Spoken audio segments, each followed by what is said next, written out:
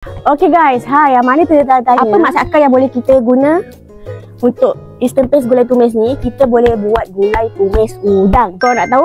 Korang boleh tengok video ni sampai habis. So, dengan gulai tumis paste instant daripada Willow Choice ni, kita boleh buat pelbagai lauk. Tapi hari ni saya nak buat gulai tumis udang. Tada! First, kita kena ada bahan mentah lah, which is udang, bendi. Okay, jom kita masak. Okay, kita masukkan kita punya paste gulai tumis.